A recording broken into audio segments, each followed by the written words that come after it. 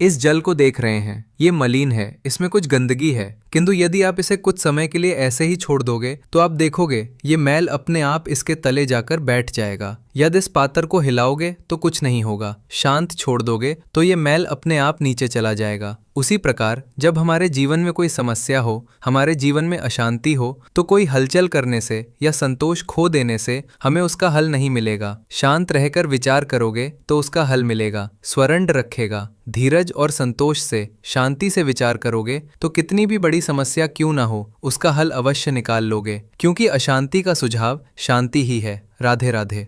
समय, कहते हैं समय से पूर्व कुछ नहीं होता। हर बात का एक समय होता है। समय से पूर्व न सूर्योदय होता है न सूर्यास्त होता है। समय से पूर्व पौधों में न पुष्प खिलते हैं न फल पिंतो। एक बात सोचिए, यदि वर्षा आने से पूर्व किसान भूमि न जोते, वो बीज ही न पिरोए, तो क्या फसल होगी? यदि योद्धा युद्ध से पूर्व अपने शस्त्र ही न परखे, तो वो युद्ध कैसे लड़ेगा? इसका अर्थ ये, समय आपका जब आना है तब अवश्य आएगा, किंतु तब तक ये महत्वपूर्ण है कि आप स्वयं को उसके लिए सज्जे रखें, क्योंकि ये अवसर है। ये शब्द बोलने में जितना छोटा है, ये आता भी उतने छोटे समय के लिए है और फिर निकल जाता है। अब यदि अवसर आपके हाथ आ जाए और यदि आप उसके लिए सज्ज ही न हो, तो आपको सफलता कैसे मिलो? तो आप उचित समय की प्रतीक्षा कीजिए, उस अवसर की प्रतीक्षा कीजिए। तो तब तक निरंतर प्रयासों से स्वयं को और सक्षम बनाते रहें, क्योंकि सफलता आपकी प्रतीक्षा कर रही है, बस उसके लिए सज्ज रही है।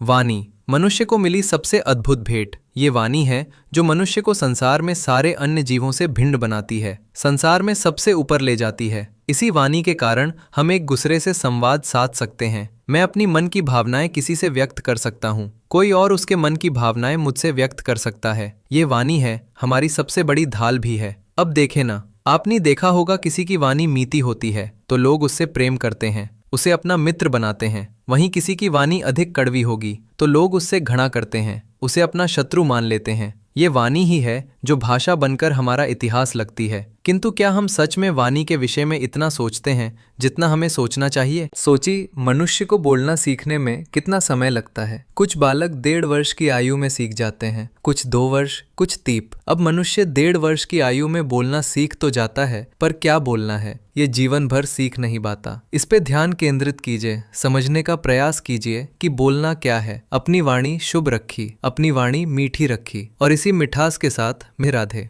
हम में से कई लोग अक्सर स्वयं को अकर्मण्य मान लेते हैं, सोचते हैं अब तक इतने प्रयास किए कुछ नहीं मिले, कदाचित आगे भी कुछ नहीं मिलेगा, और इसलिए अपने जीवन का सारा बोझ किसी और के कंधे पर डाल देते हैं, स्वयं पर विश्वास ही खो देते हैं। क्यों नहीं समझ पाते ये बात कि जब तक पाँव में कांटा नहीं चुभेगा, व्यक्ति को ज्ञात कैसे होगा कि आगे नीचे देखकर चलना होगा। सूर्य को स्वयं जलना पड़ता है ताकि दूसरों को प्रकाश दे सके, रात्रि के अंधकार से लड़ने के लिए। चंद्रमा को आकाश में अकेले चलना पड़ता है। नदी अपनी यात्रा कैसे बनाती है, अपना मार्ग कैसे बनाती है? इन चट्टानों से लड़कर बनाती है। यदि आप स्वयं आपकी सहायता करने में सक्षम नहीं रहें तो निश्चित रूप से आपका ये जीवन व्यर्थ ही है। स्मरण रखेगा, इस संसार में अपनी जीवन का भार अपने ही कंधों पर उठाना पड़ता है। दूसरों के कंधों पर केवल शव्यता चलती है, और इस संसार में जीवित वही हैं जो आत्मनिर्भर हैं। कभी आपने किसी कुंभकार को देखा है? एक पात्र बनाते हो, पहले गीली मिट्टी रोनता है, फिर उसे मदता है, फिर उसे चाक पर चढ़ाकर एक उचित आकार देता है। अगर आकार ठीक ना हो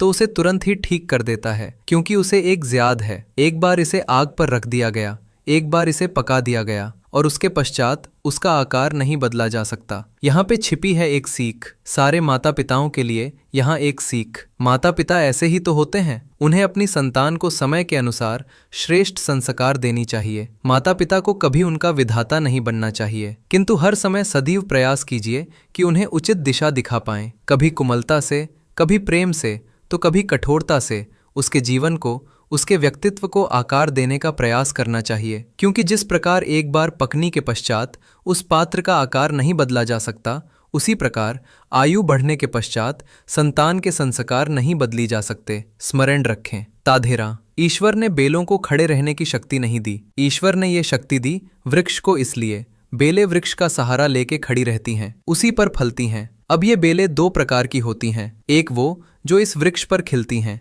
पुष्प गाती हैं, स्वयं भी सुंदर दिखती हैं, वृक्ष को भी सुंदर बनाती हैं। दूसरी वो जो वृक्ष को पूर्णतः सुखा देती, उसकी प्राण शक्ति उससे सोख लेती और अंत में स्वयं भी मुरझा जाती है। सुनने लगे, यदि कोई व्यक्ति सदैव आपके साथ खड़ा रहा, सदैव आपका संबल बनकर रहा, सदैव उसने आपकी सहायता की, और यदि आप उसके साथ छल करोगे तो आपका पता निश्चित है। ऐसा कभी ना करें। सदैव ऐसे लोगों को प्रेम दे, सम्मान और मेरे साथ है।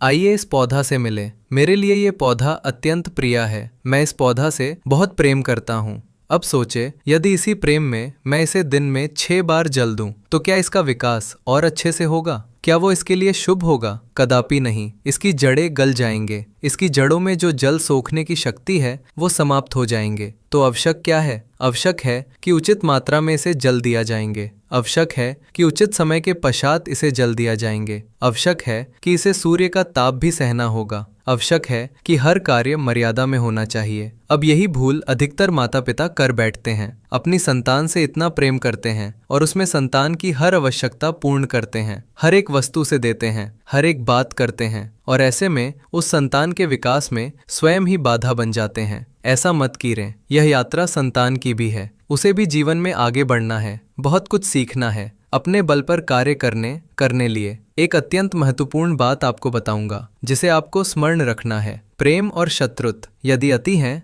तो घातक है। हर बात में संतुलन बनाकर रहें और मेरे साथ प्रेम से कहें, राधे राधे।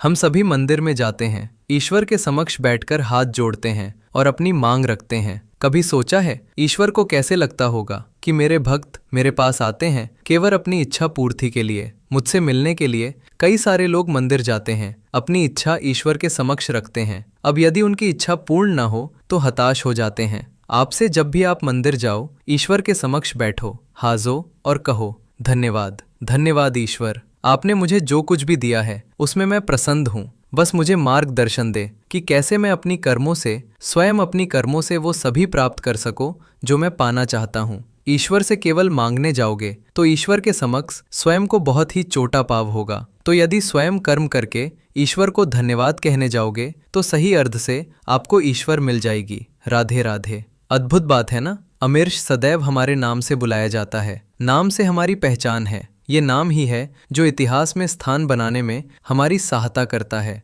नाम बनाने के लिए व्यक्ति क्या कुछ नहीं करता, नाम पर कलंक ने लग जाया इसके लिए क्या क्या प्रयास नहीं करता। अपनी जो कुछ भी पाया, धन, संपत्ति, सुख, ये सब कुछ नाम के समक्ष छोटा है। नाम सबसे ऊपर रह जाता है। राधा राधा। मिलते हैं पार्ट 2 मेटाप तक। हमारे चैनल को सब्सक्राइब कर दिया।